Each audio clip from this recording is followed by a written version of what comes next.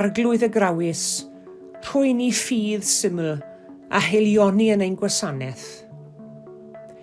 Rhoi ni fywyd sy'n gorlifo a gras ac sy'n tarddu o'r un ar rhoddodd bopeth i ni, fel y medrwn ddangos nerth cariad i fyd drylliedig a'r rhannu'r gwirionedd am y gair bywiol.